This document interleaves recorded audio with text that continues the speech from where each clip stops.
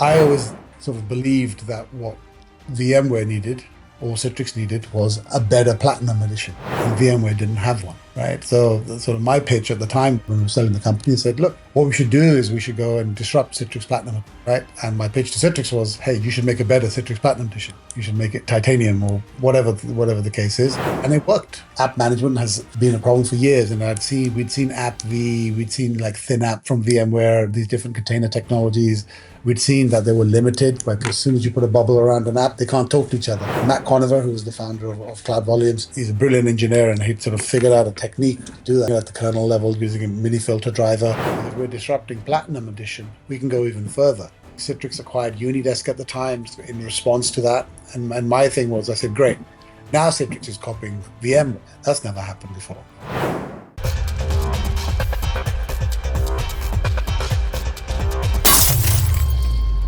Hello, Harry Labana. Welcome to the show. I'm truly honored by you joining me and looking forward to our conversation. How are you feeling today? I'm good. Good to be with you, and look forward to the conversation. Excellent. Me too. Today, I'm joined by Harry Labana, currently SVP GM Digital Communications Governance at Proofpoint, and formerly a Managing Director at Goldman Sachs. Now, Harry's journey spans from the trading floors of Wall Street to the forefront of cybersecurity innovation. With leadership roles at Citrix, VMware, and Goldman Sachs, he has consistently driven transformation in how we work, secure data, and lead teams. In this conversation, we'll explore how Harry navigates change, builds high-performing teams, and what it takes to lead in today's digital landscape. So let's go ahead and dive in. Harry, folks love these podcasts because they like jumping in and hearing a lot about your background and the things that you've done and kind of getting behind the scenes. And I think that's what we're going to do today. We've got, your whole timeline split out to kind of dig into, and I got some great questions that I'm going to ask you that's going to stir up the conversation. First of all, a couple of things I learned as we were preparing for this is like you came into the US back in 1996, from England, and you hit Wall Street right away. Is that right? It was an accident. I was actually here on a vacation, and I was relatively young in my career in a hard-to-get graduate scheme I was in. And I came to a wedding in Queens, New York, and I decided to walk the Times Square, and I saw advertisements for effectively H-1Bs for anybody who can effectively spell technology. So I walked in, young, cocky, confident, said, "Hey, I'll have a go." And they sort of looked at me. They said, "You have barely sort of any experience. There's no way that you're qualified." And so I said, okay. I said, but I think I could do something. So why don't you give it a shot? So in essence, what they did was they gave me an opportunity to move here and find something within 13 weeks. They said, we have to place you. And if we can place you, we'll sponsor you for a visa and we'll bring you over. And so that's what happened. The rest is history. It's nice to see it happen by chance, and then it's based on a lucky number like 13. Yeah. So so that's what happened. I took a chance. I kind of followed my instinct, and it worked out, fortunately. What's cool about that is like you created that opportunity yourself just by being here and kind of knocking on the door and just making it happen, which is very cool. They wouldn't have recruited you out of England, I imagine, right? Yeah, exactly. Yeah, and so you had several years there while you were in New York, cutting your teeth there, which set you up then for Goldman, the early days of Goldman Sachs. Yeah, so I think the first sort of few years, you're being body shopped, right, and you're being put into different assignments. And I think I was fortunate, not just because I got to the US. It's because I was quite young at the time, but they paired me with a lot of expats who were many years my senior. So I was, single, hang out, learn, and read a lot. And those 4 years, I was just like a sponge. So I probably accelerated my experience, relatively quickly, learning from people a lot more experienced than me. And then I ended up, in 2000, at Goldman after having worked at sort of Deutsche, Barclays, Lehman Brothers, and a few other firms, and the types of firms that I liked. And then I sort of, spent the next 9 years at Goldman. So what were the skills that you picked up back in those days to get into Goldman? The more you learn, the luckier you get is probably one of the things, the more you try. It really was about just being curious, right? And being useful to people, right? Because I think it's, there was the sort of the traditional graduate training and the path, but I'd obviously taken a different journey. So I didn't really know anything when I arrived. So it was all about sort of learning to live in a new country, not having family at the time, making new friends, forming deep relationships, and then being very instinctive about, why is somebody going to hire you at a relatively junior level, and what trends can you spot, and what can you do? And I think it's the willingness to roll up the sleeves, whether it's installing servers, whether it was writing code, whether it was project management.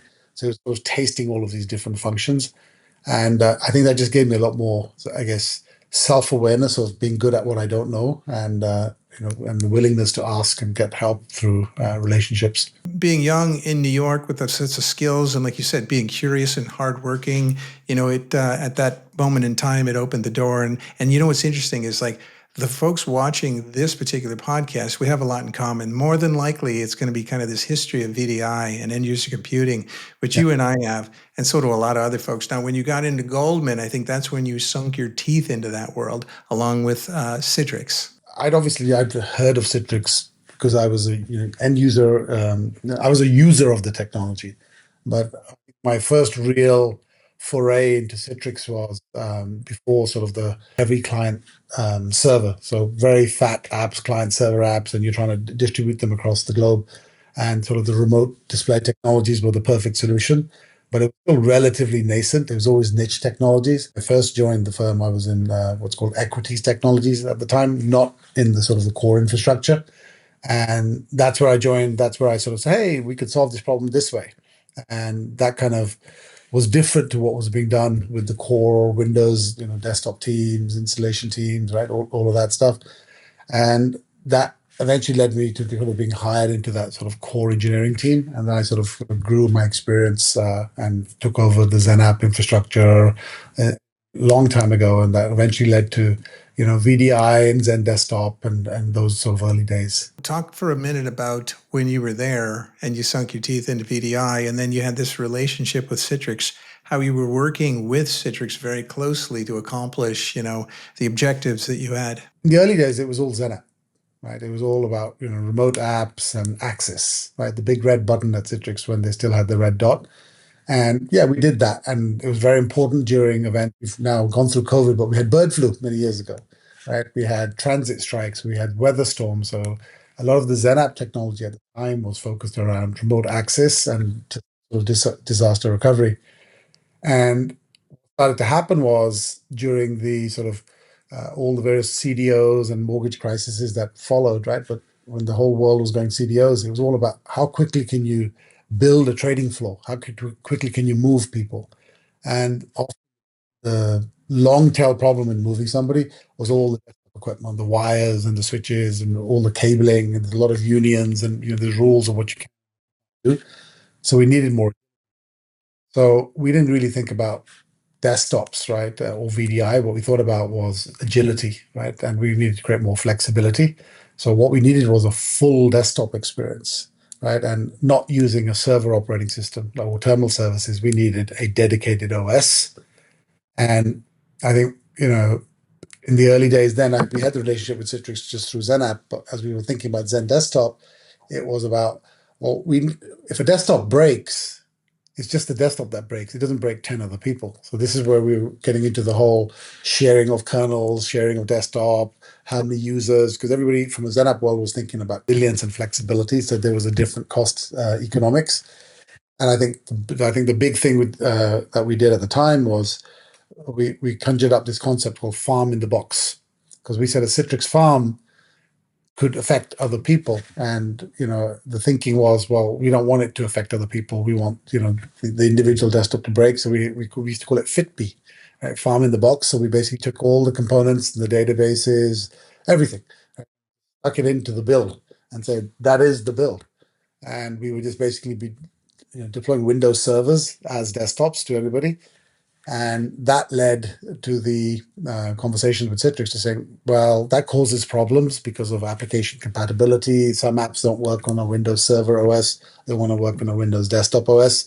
and they wanted to sort of then Portico, Project Portico was born, right, which is the Port ICA, right, or Portable ICA, and we worked with Martin Dersmer's team in Sydney, who was the I guess the CTO R&D person for Citrix, which is sort of a parallel role to Brad, who you had on your show a few weeks ago, who was sort of the architect.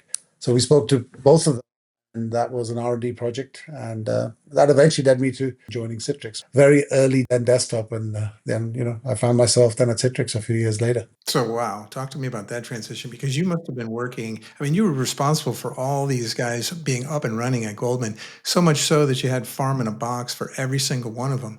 So, for Citrix to wrap their head around them to deliver that, for that to be deployed, you must have had a tight working relationship with, a lot of people at Citrix. Bill Burley, who hired me there, to Brad, to even Sumit Dhawan, who's now the CEO of where I am now at Proofpoint. I was his customer when I was at Goldman, so for many, many years ago. And, those relationships were really about, here's the problem, right? And I go back down to those sort of early years saying, look, we're trying to do something useful, so how can I be useful to you? And I think Citrix were really receptive at the time. They said, okay, this is a potential new market. And we had the advocacy internally. And then I think that led to Citrix basically saying, well, if you can do it there, you can do it over here. And that made a lot of sense for me to make that transition to, what I call the sell side as opposed to being the buyer. Well, that's a big difference for sure. So it feels like when this happens, this transition happens, that you think you have so much confidence in the vendor, as the customer, that you think, what, I want to go to that company and be a part of that. Is that what happened? Yeah, I thought that's where I could go make a difference. And look, I think if I remember correctly, I think I joined Citrix in 2009, right? And I think what the catalyst for me was in 2008, there was the market collapse, right, with the Lehman Brothers, and everything blew up. And at the time it was what do you do? And I think Wall Street was very much in are we going to survive? Do we cut costs, right? Do we just go back down to sort of keep the lights on? And I wanted to innovate. So there were two choices, right? There was sort of, go to business school, right? Do a startup, right? And then as I spoke to people, they said, well, you have all these tech relationships through the seat that you had. And I think that was, I always sort of, you're asking me about skills. I think one of the things I learned on that side of the fence is always be mindful of how you're speaking to vendors. Because I think enterprise clients can at times be very arrogant and say, this is the way it is. And I've always admired people on the sales side because they're more entrepreneurial, they're more commercial, they're taking huge risks. And those relationships carried me far. And that sort of, when I got to Citrix, hey, I can go build something, right? I can go take this concept. I think it's available and we can disrupt the whole sort of ZenDesktop market, and we can take it beyond and bring this whole new workload called desktops, open it up from a different perspective. Yeah, and you were not only involved on the product side, influencing that because you understood it from a customer's perspective, but you were a speaker and you were engaged in a lot of customer-facing activity as well. It was good. We were involved in the technology, in the strategy, the customer engagement, the community engagement. Had a lot of fun. So I still remember sort of all the various events, whether it was the Citrix Geek Speak, whether it was sort of the older Bri Forum events, or whatever the case may be.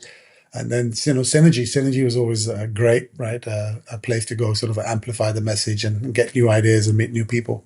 Oh yeah, Synergy is a big one to get the melting pot. You get all the partners and the customers, everybody together, and you get in the back room, like you said, with Geek Speak. So you really get the truth and the honesty out there. And it isn't all just about North America. I mean, this is a global experience. You must have been everywhere. Yeah, lots of places. Asia, Europe, and I think one of my most memorable trips was our sort of Berlin and Moscow trip, right? And I still remember our sort of, I think it was the CTO crystal ball session that we had with the sort of Citrix CTPs participating in Berlin on the stage. And, as you do, we were out a little bit later than we were supposed to the night before. So we're all ready to present in the morning, and we're all hungry. I woke up late. So we ordered some breakfasts and Red Bulls to arrive sort of at the stage. We showed up. We ate. Then I see, Wes Wasson, God bless him, and Mark Templeton, and everybody showing up to that session. I'm up on stage doing my sort of demo bit, felt the Red Bulls kicking in, and I'm like, oh, I'm not gonna, this is not going well. So I kind of I went and stood behind. I think the where they have the computer stands, right? Where we had all the demo equipment set up. So I was like, let me just kind of stand there for a little while and see if I could kind of just hang out. I was like, it's not going to happen.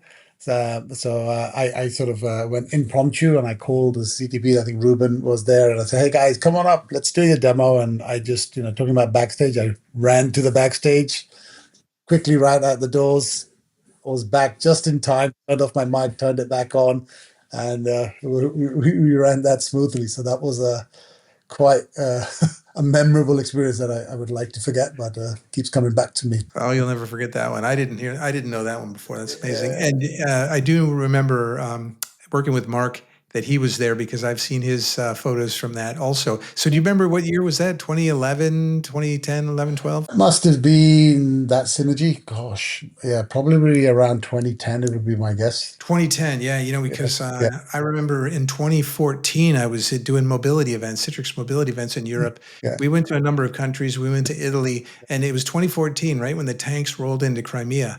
And we're in Italy, and our next stop is Moscow. And yeah, so I'm trying to make the phone calls in the yeah, middle of the night, but everybody in the US is sleeping. Am I still going to Moscow? yeah, So I got on the plane, we went, and we had a great time. It was a mobility event, sort of like what you're talking about here. yeah, And when the event was done, yeah, Sergey, the SE manager, he grabs me because he knows I'm a hockey player, yeah, and we go in the underground, and we're popping along in the underground, and we pop up, and we're in Red Square, so with the Kremlin, the church, the Onion Church, as you see here. But it was right after the Olympics, so they put an Olympic-sized ice rink in, and I rented some skates, and I was just ripping around the ice in Red Square. So it's like, for all of us, we have these little yeah. Moscow memories that you don't forget. That was great. It was a great city, and I still remember we went there. We did I think it was like a Geek Speak Moscow. I think it was Dennis Gundarov, Brian Madden, myself, Rick Dellinger, Robert Morris, and I still remember the first time I had to sort of do a translation. So every time we spoke, we would have the translators speak. Right, it was different, right, because it was less dynamic, but it was just it was a great city. We had a good time. Yeah, and I'm sure the folks there appreciated and loved the fact that you came over, because if there are people around the world that have bet their lives and their careers on Citrix, certainly at Sure, that time, and for that whole team of you and the rest of the folks to come sure. over there is amazing. Yeah. Well, so you were there for a couple of years, and then you transitioned to, Absence.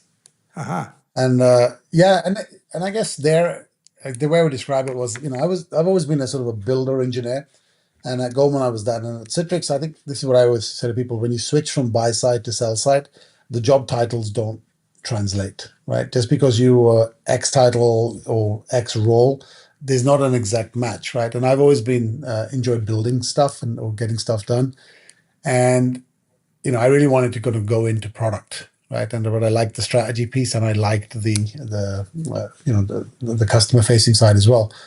So yeah, I my first day was at Absence, and I think I was VP of product and CTO there. So that was and a Citrix related space. I thought it was another great problem space there. I think at the time that was Goldman Sachs's largest private investment after Facebook. So I'd spoken to former folks that I'd worked at and said, "Hey, why don't you join this company called Absence?" And the idea was to sort of grow and scale that company and sort of take it to the next level. So I did that. That was fun. And I remember my first at Absence was actually at Forum London, where I think I met Benny, and he welcomed me at Chelsea Football Club. So that's always a memory I'll cherish. And Absence was great, right? I think there were also learnings there at Absence, right? In terms of, we acquired a company called Rapsphere in the mobile space, so we tried to sort of expand beyond just doing sort of profile and environment management into sort of application management, right? We took sort of we were never going to get into device management. It was all around sort of mobile application management, and it just never took off to the extent that I would hope it would, and that sort of led to, hey, let's go do something else. But Absence was a great experience, sort of, I guess, to make the switch to being a builder again, right, and actually going and driving the strategy. Now, that was also available at Citrix, and then after Absence, I really wanted to go do startup. I wanted to do something earlier, right? So I spent a little bit of time trying to figure out what I build. I had some ideas. We tried a few. Eventually, I decided I needed to make money again, right? So I actually joined a hedge fund in Connecticut. It's Ray Dalio's fund, Bridgewater. So I was there for a little while.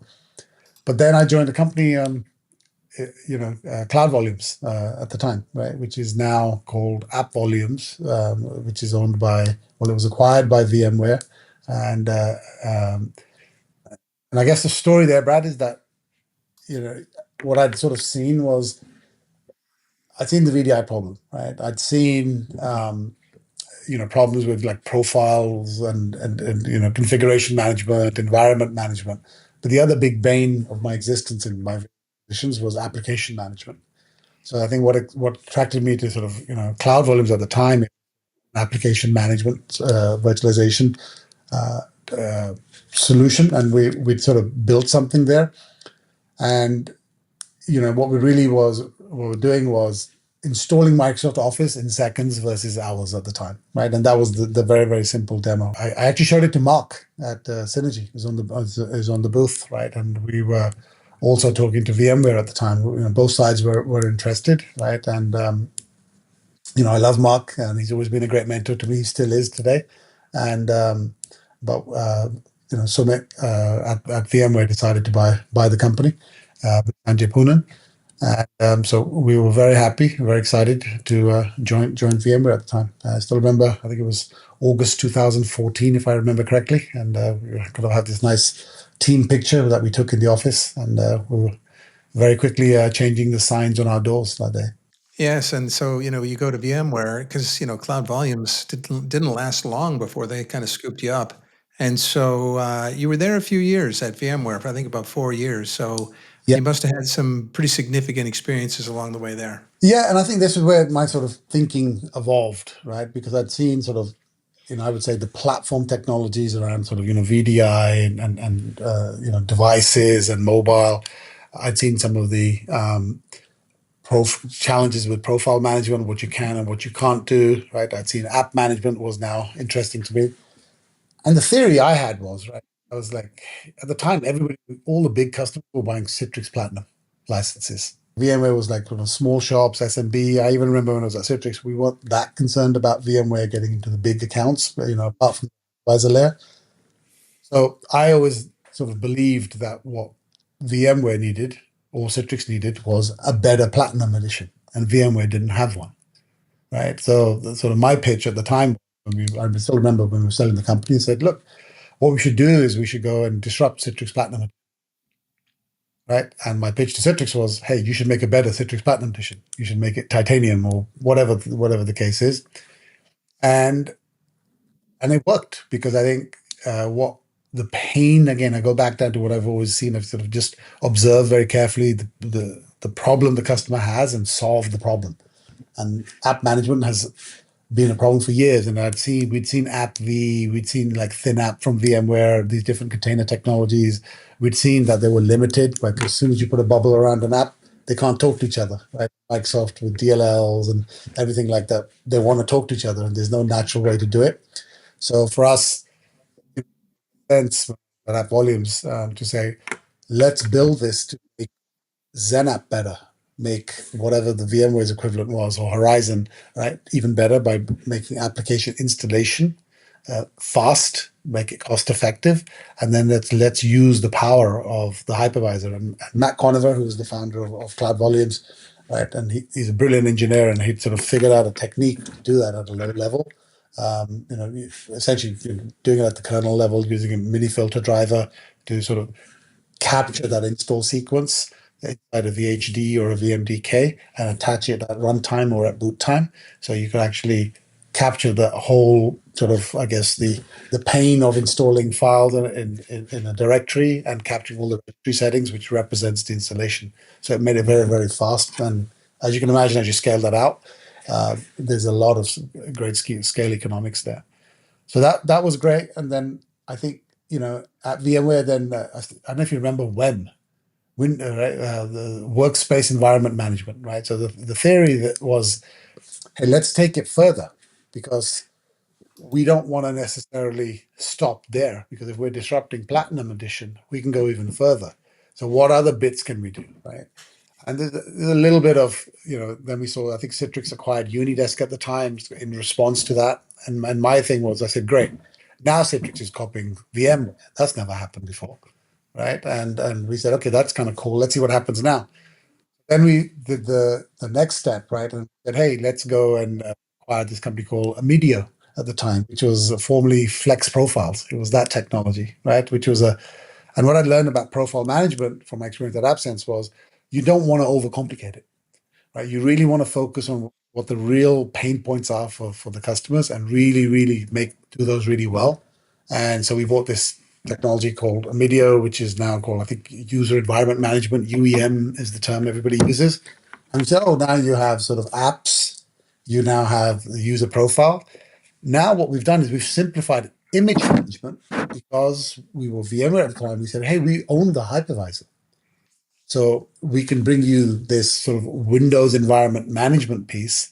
And that what we really want to deliver is this just-in-time desktop, right? This just-in-time desktop, right? That can be, it could sit onside hyper-converged infrastructure. We could build these smart nodes. We could bring monitoring. We could bring all these sort of vRealize ops and these other benefits. So the idea was to try to really start to leverage the other portfolio assets there and to really grow that. And then I think the other concept was, and you're familiar with this, right? So like mobile apps. So if you're whether you're an Intune customer or an AirWatch customer, a mobile app is usually just provision something and it appears as the icon on your screen, right? So the idea really was to sort of consolidate that management. So can you do that with Windows apps? Because normally you can't do that, right? It's like, it's a different set of sequences, build an MSI, configure it, right? Do all your transform files, patch files, whatever the case may be, right? And I think what App Volumes allowed us to do with the Medio, with the just-in-time desktop, was to tell the story of this just-in-time desktop and create a sort of unfair advantage. And I think that's why we saw Horizon, right, kind of the enterprise edition really take off and sort of balance the I guess the game with Citrix Platinum, right? And again, right, met a lot of people there. I met yourself while we're there. That's when I met when I was really sort of looking at what Workspot was doing at the first time, right? And I met yourself. I met, I met Mark again. He's always been gracious, right? At whatever stage of career that I've met him, still till this day. And he gave me some good advice as well, which is, I think, just a great human, right? Whether you're a competitor or whatever, he's always sort of treated. When I was at Goldman, when I was at Citrix, even when I was at VMware, he was always good to me. So I always appreciate that. And then look, I think VMware, was great, right? It kind of went on. We achieved over $1 billion. That was a really exciting time to be there at VMware. And then then we got to the stage where people were doing other things, right? I wanted to do other things as well, and I was had been there for like 4 years or so, and then it's like, what do I do next? So that is an amazing 4 years, at VMware. You learned a ton. You guys grew to $1 billion. The market was shifting a lot back then in 2018. And so what made you decide to leave there, and where'd you go next? There were a couple of factors. One of the things I felt I didn't have in my experience was SaaS experience, right? Because there were a lot of SaaS companies going on there. I'd obviously, desktop as a service was, maybe it's a thing, maybe it's not, DaaS as people call it now, right? And I was worried about that. And again, at VMware was great. I'd met Michael Dell there. It was exciting to meet him and see what was going on there. But my feeling was that, VMware at the time was selling perpetual software, right? And I think a lot of the companies, right, were trying to figure out how to shift to SaaS, right? How to switch to subscription, including Citrix, right? So, and I just said, I really want to, that's going to be painful. It's a painful transition, right? And I'd learned sort of, even when I was in the absence stage, switch from, buying a mobile SaaS company to trying to get a perpetual force to sell SaaS is difficult. And I felt the same pattern was happening again. So I was always like kind of in two minds about, what the next step is. So I reached out to Amitabh one day, right, at Workspot, who was the CEO there. And it was many years ago, and I sort of was intrigued what was doing in the early days. It was much more about sort of a modern way to deliver apps through a secure browser and doing a number of things. Then I'd obviously, I'd met you obviously when I was at VMware, and I'd seen the Workspot story evolving to sort of this DaaS story. And and Amitabh, I remember at the time he said, Harry, I don't have a job for you because we have a CTO, we have a VP of engineering, right? We have a VP of product. And then he said, hey, but we have this chief customer officer role. So I said, well, what is that? So and I remember Amitabh saying, hey, why don't you go Google it and come back to me? So I went and Googled it, I came back to him, and then we spoke over a couple of weeks, right? And then that one thing led to another, and then it was great. So I joined Workspot, really started to learn about how that business was working, and it was very different, right, in terms of the buyers there, right, people buying it for whether engineering companies or people processing drone pictures, right, and it was just a very different. I thought I knew a lot about desktop virtualization, and this was just a new space, and I think it was early at the time.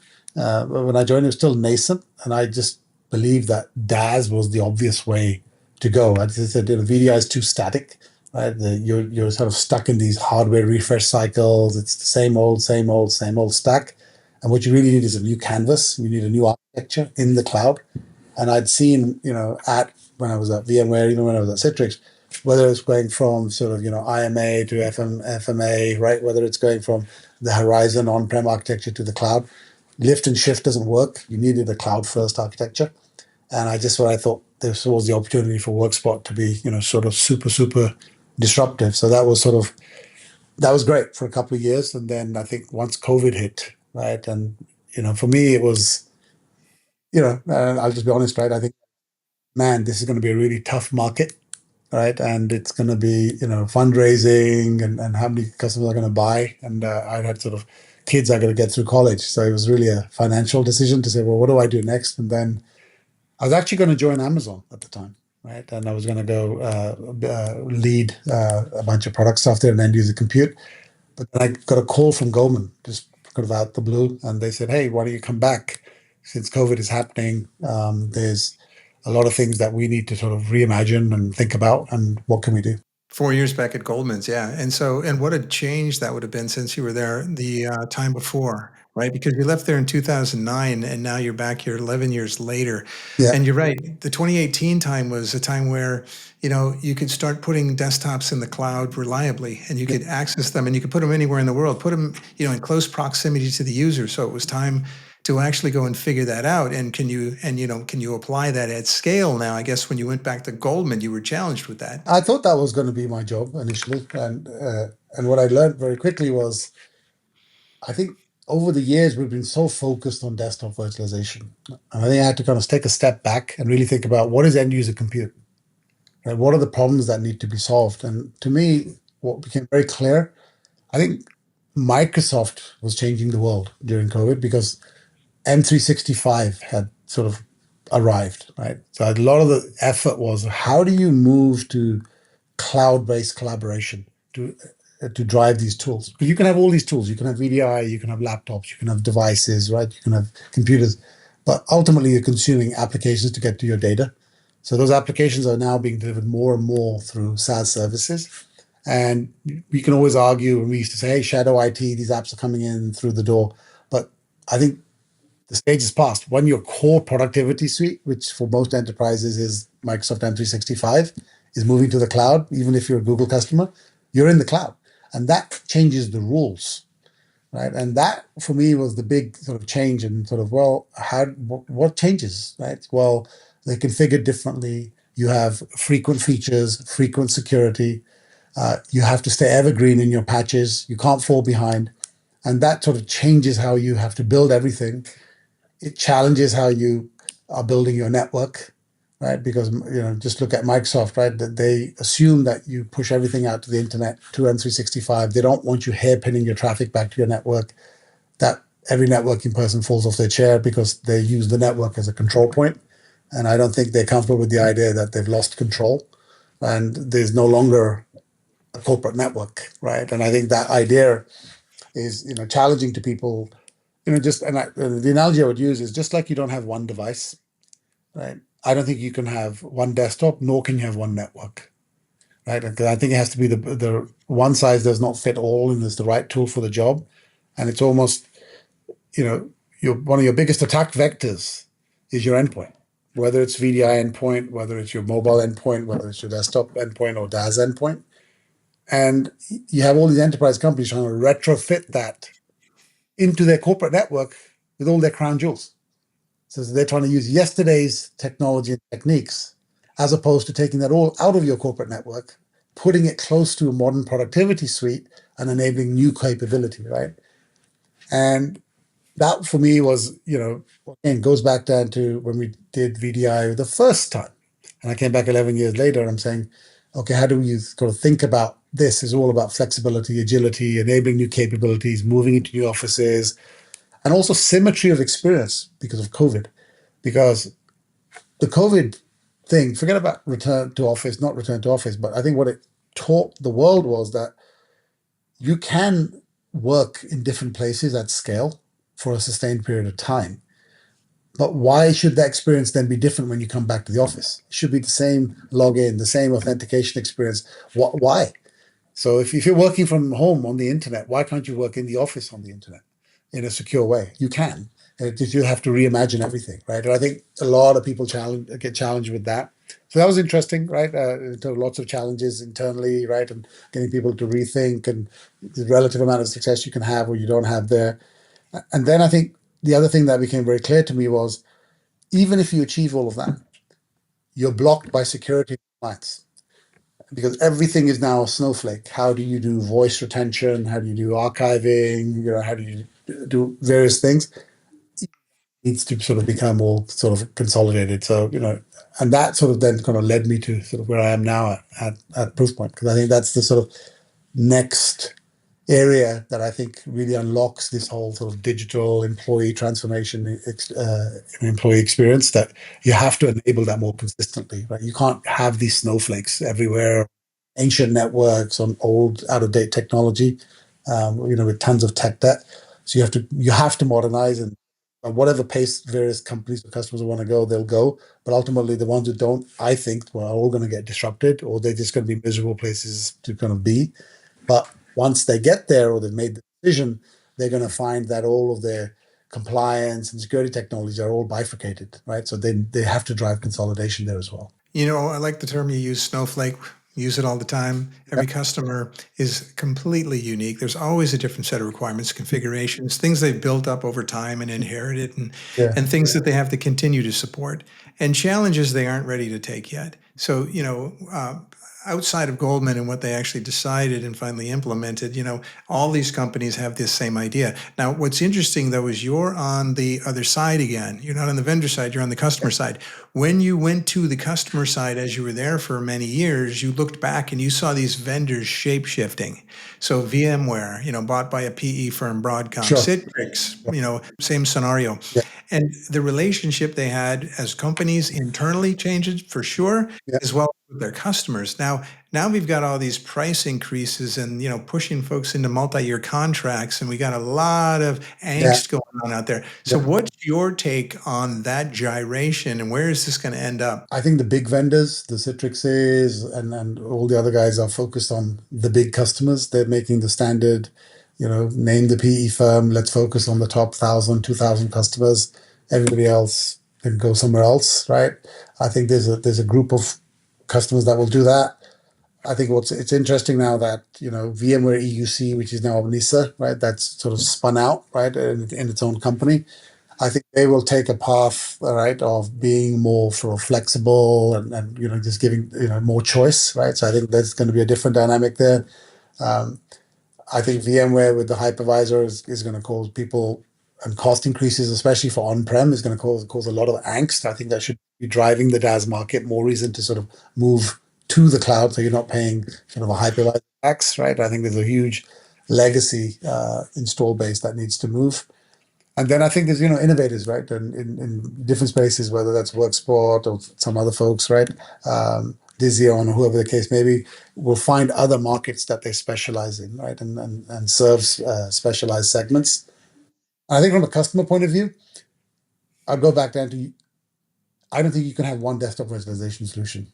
I think it's a mistake, right? I think you need at least two, right? And even if it's an 80-20 rule, I think you need to build resilience, because I think when things go wrong, especially if you're in a regulated industry, things really go wrong and availability is not there. So I think you need choice. So I think you have to build availability paths. And this is where I think there's a lot of groupthink around, we can just do it with Microsoft. I think there's a lot you can do with Microsoft. I think it's got a lot better, but I think you need a sort of simplicity and you need redundancy, right? And I don't think everything fits just in one bucket. So, and I also, frankly, I'm not sure you should be virtualizing any VDI or DAS, right? For a big segment of your population. Like I don't use it anymore. I just use a laptop. I don't use a phone. That's all I need, right? And I use apps.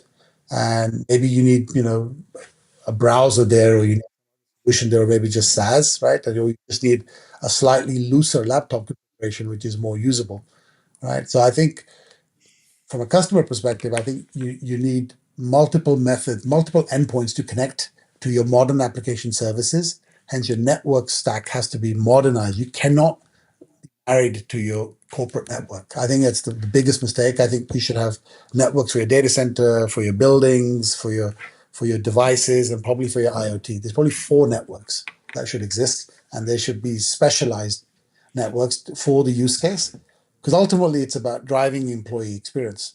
And I think what happens is that everyone's stuck in tech debt, patching, regulatory this, regulatory that. And the smartest customers that I speak to right now, they have people who are responsible for the employee experience who oversee all of those functions, and they're designing an experience, the integrated experience, as opposed to these.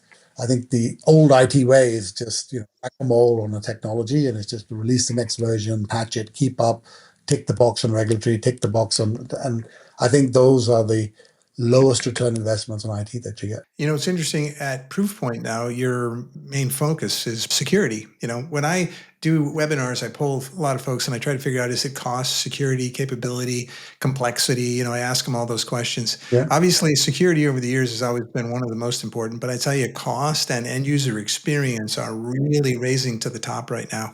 Now, if we just look at security for a minute and you're inside evaluating, what do you think is more secure? Is a VDI desktop or just a PC laptop? I think it depends on the application stack, right? I think to me the security argument it doesn't weigh strongly with me whether you're VDI or not, because I think you can secure things on a laptop just as much as you can in a desktop. I mean, I could argue if your VDI is on-prem inside your data center, you're bringing all the threats into a centralized flat network. Once they're in, they can go everywhere, right? A laptop, I could say, is potentially more secure because you're coming in through, some, proxy authentication, VPN or other, right?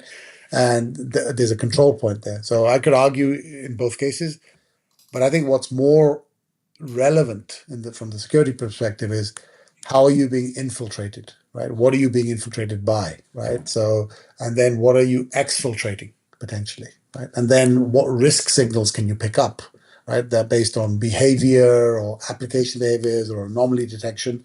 I think that's where a lot of the risk manifests, right? It's not just in the platform, it's in the apps, it's in the data, and it's in the people. Yeah, you think about VDI and it's centralized, and you think, you can keep your eyes on it. Maybe there's a little added advantage, and PCs are wandering around in the world. You could lose them, but you're right. If it's centralized, it could be a target that's all taken out at once. If they're distributed out there, you might have less opportunity. It depends on, like you said, the OS, platform, the hardware, Yeah. the applications, the purpose, the intention for the ransomware or whatever it might be. Now, here's another dimension to this, which is sort of new, or it's more popular right now than before, and that is the enterprise browser. Okay, so rather than publishing a browser, off to someone and using VDI for that, instead you don't use your Safari or your Chrome browser. You have a vendor-specific enterprise browser executable that is built to lock down. It doesn't let you cut, copy, paste the whole thing. It does tons of security in it, and that's how you deliver internal and external web applications to your users. What do you think of that today and its viability in the future? It's a tool set, so you use the best tool for the job. Right now on my work laptop, right? I'm talking to you on my Proofpoint laptop, which allows me to download this software that we're using and install it. We're having a good high definition quality in the office, right? I could have done this to a browser at home, right? Just as well, probably. So I think the way I look at it is how am I working, right? And how restrictive is my device? If my device was very restricted, I was in a much heavier regulated environment where I couldn't do any of this stuff, and I had a browser to allow me to do that, yes, 100%, right? I'm with you on that. Or if I wanted to access a set of applications, right, that I don't want to dirty my sort of, desktop estate, that's fine, right? I don't want the executable. I don't want to increase my attack surface. I don't want to patch it, right? What's my obligations? So I think with everything, it depends. What's important is for anybody who's designing that experience, they have to create options. You have to create a menu, right? Say, Lord, you want a snack? You want to dine? Do you want to feast? Right? And the old sort of, the Marx analogies that he used to give us, right, for the different kinds of desktops. But I think that's important to create that choice and let the business decide. And I think the problem is IT tries to dictate and standardize. And I think that's a mistake, right? And I think you can argue budgets, but I think that's the problem. You've given the budget to a central team that doesn't care about the end user. They're too far removed from people consuming the service. Because I bet you, if you went to the people who consume the service and said, "Pay me for a service, will you pay for it?" You'll get a more sort of diverse set of decisions. They may not be the most qualified to implement it the best way, but I think they should be given choice and they should be able to consume different capabilities at different price points. If you got the CFO coming in at cost, right, and you got the end users and they're pushing down on the user experience, you got the IT organization that has to support it. What's its complexity? You got all, three legs of a triangle there. They got to come together. So it's like, how can you evaluate it and make everybody happy? Maybe that's a challenge. Yeah. It sounds like there's a lot of work there, but maybe you can use AI to help you figure it out, which is a smooth transition to the next question I've got for you, which is really about AI. Now, there's a lot of forms of AI out there, all sorts of utilities and agents and things springing up all over the place. But if you think about just generative AI, what's the biggest impact you think on the world and the enterprise today, and maybe the biggest impediment? I'm sure people have AI washed and they're tired of hearing about AI washing, but I'll sort of give you my personal view. So I think the technology, there's incredible potential to be more productive, right? And I think there's two questions. So I don't have any doubt in my mind that AI will have has big potential impact on productivity in general. But I also believe that differentiating with AI, if you have AI, I have AI, what's the difference? So I think where we innovate has to change, right? And I read this great stat, and and it was saying 1% of US GDP is on technology. So the typical thing is, vendor A versus vendor B. We talked about it in this conversation that we're all swapping dollars within that 1.5%. That's what we're doing, right? And then, so, you know, we have a high bar of what you can spend on that tech because that's IT budget. IT budget is normally, whatever, a couple of percent of revenue. So you're gated by all those two factors. So the question really is if 13% of the GDP is all of these services, whether accountants, lawyers, all these, it's the labor workforce for some level. If a few of those points could be done by software, all right, either the work that they're doing today or work they didn't get to, right? That's never been done because you were not able. That could unleash, I think, make the software industry significantly bigger, right? And I think that's where I think where the differentiation is going to come, and then I also think that the people who will win, beyond just AI, right? It's like sort of now the whole agentic buzz there, right? So everyone's got an agent, right? So what do these agents do? And I think building agents is going to become democratized by the hyperscalers because they're going to make it easier and easier to sort of build these primitives, right? And say, hey, how do you do security and monitoring for agents and compliance, all those in security? Yeah, all the big players are going to do that. But I think the people who can leverage those with moats of data, specialized data that is hard to get, right? That's going to cause a lot of friction for anybody else to get. They can then leverage those capabilities to implement new types of work or do something else. Yeah, that's a tough one. AI is used by a lot of people every single day. It's getting faster. It's a very competitive market, so it's going to allow people that sort of know how to use it, and it helps them in their job be more productive. But I hadn't thought of it the way you just recommended, which is there's a certain part of the workforce, that just can't use it, right? It doesn't apply to what they're doing at all. There definitely is a portion, and you say it's 13%, whatever those roles are, that could use it all day long. Now, it could help them in performance, in production. They could get more done, less time. It could help them in accuracy, I think. They could be cranking out material that isn't necessarily accurate, or it's not. It's actually missing insight from something that exists on, in the on the internet. And AI could go find it, do the research, pull it together, maybe even write the code in some cases and come back and really, it could take a small team and make them feel like a pretty good sized company if used right. It kind of feels that way. Yeah, it's part of your labor workforce, right? And I think maybe software companies become labor that you hire as opposed to buying software. All right. Hey, so thanks for that. You know what we're going to do is we're going to kick into the speed round right now. And All so right. with this, I've got some questions prepared for you, and we're going to crank through them real quick. And this is like, see the question, crank through the answer, and don't think about it too much. Okay. Let's get an instinct. Let's get Okay. your gut And feel I coming haven't seen right out. Right? No, of course not. No one has, only me. yeah, Okay. All right, here we go. First one is, what's one leadership principle you never compromise on? transparency. Beautiful. So that's the key. When you're working with folks, leading a team, folks that work for you, there are secrets that with a company that could be, legally binding. But beyond that, the best possible communication is wholeheartedly, it sounds like for you. It builds trust. Excellent. Okay, number 2. Describe a moment when a failure taught you more than success. When I was at AppSense, assuming that buying a SaaS company and a perpetual software company, right, and they would automatically sell it. And I think that taught me a lot about don't assume it's about the product and the engineering. It's a much bigger ecosystem. It's more complex than you think it is.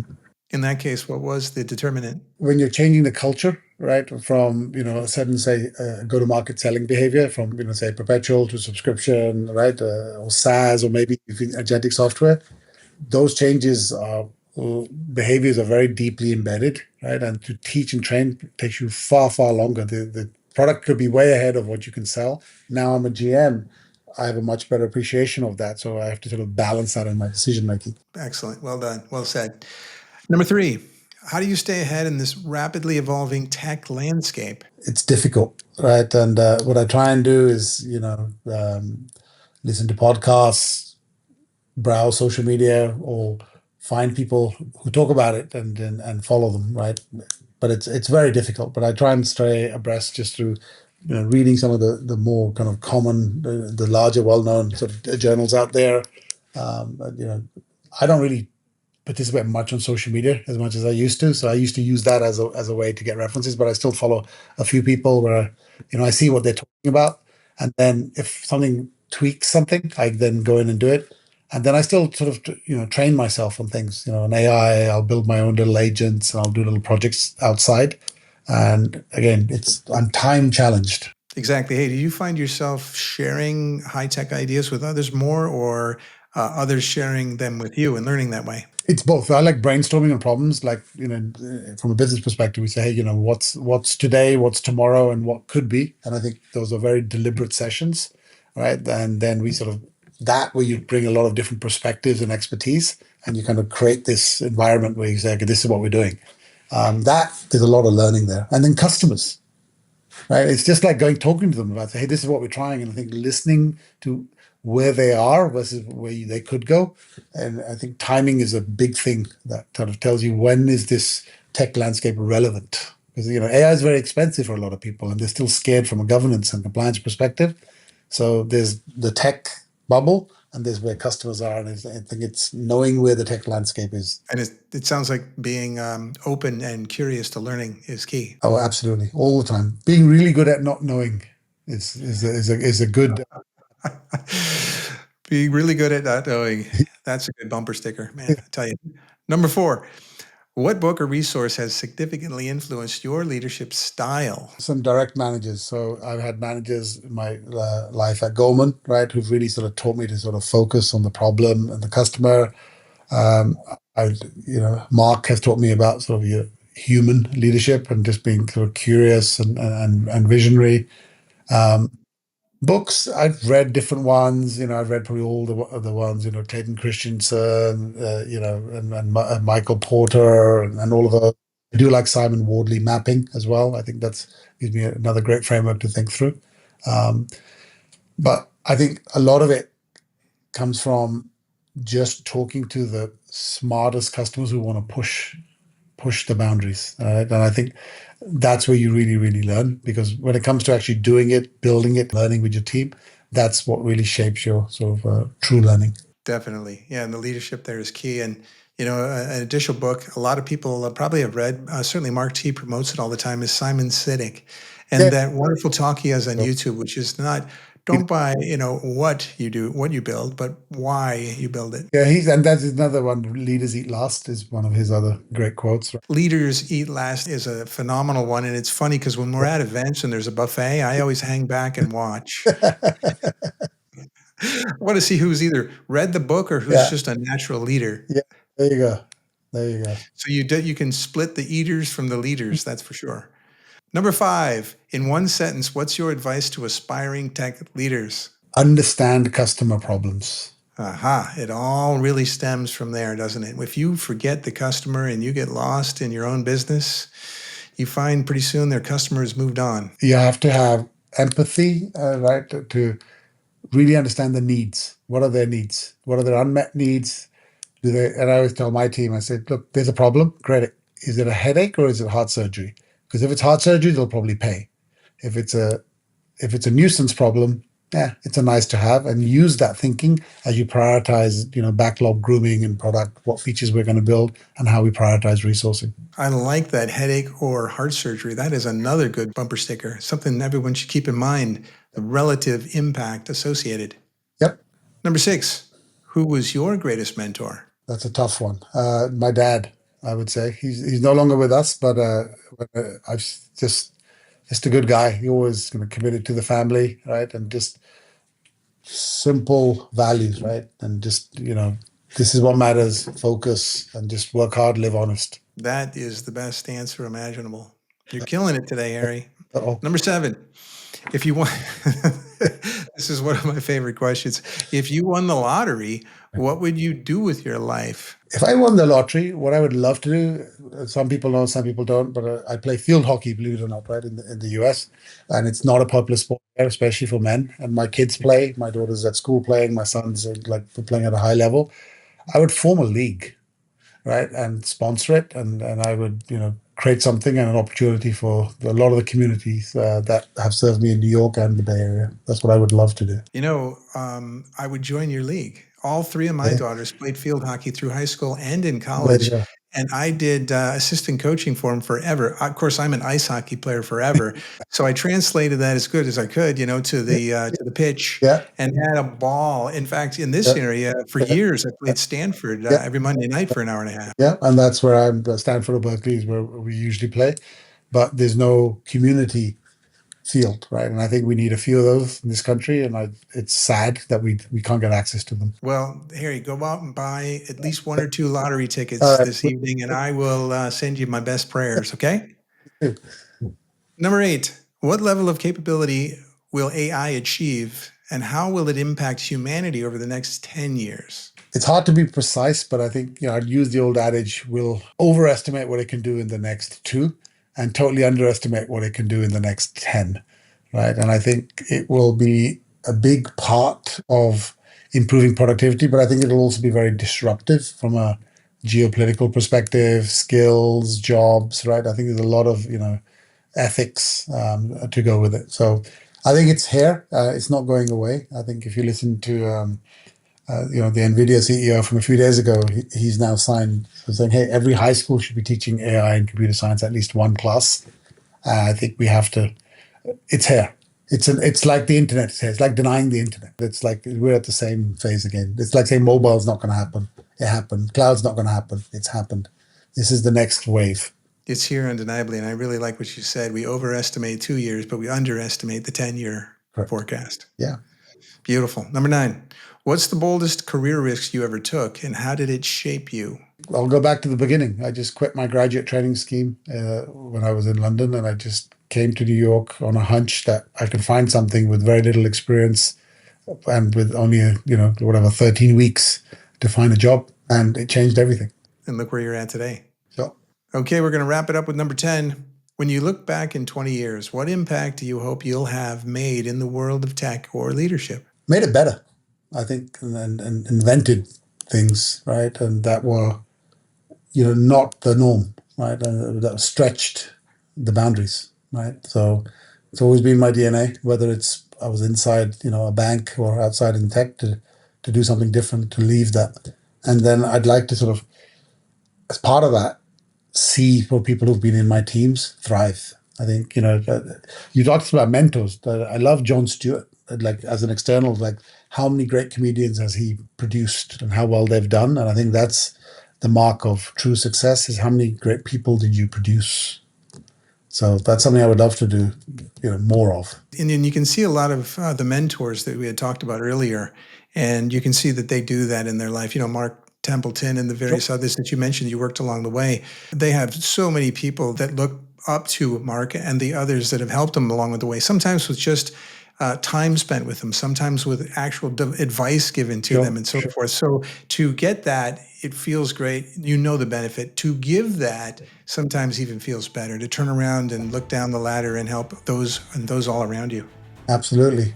Well, hey, Harry, any last messages for folks that are wrapping up with us on this podcast today? It'd be great to get some last-minute inspiration before we sign off. Thank you for listening. I appreciate it. And Brad, I want to thank you for having me on your show. Thank you. Well, thank you, Harry, for sure. Thanks for sharing your insights and your experiences with us today. And for our listeners who want to learn more about you, Harry, is it the best way to reach out? Is it LinkedIn, or is there a better way? Probably LinkedIn. And most of my time, I don't really tweet anymore, or X, right? And I'm not on the other cool one, so I just don't have time. But you can absolutely LinkedIn me. Harry Labana on LinkedIn, super easy to find. Message away. Now, if this conversation sparks something within you, be sure to like, subscribe, and share it with others on their journey. And until next time, rethink the game and rewrite the rules. Take care, everyone, and bye for now.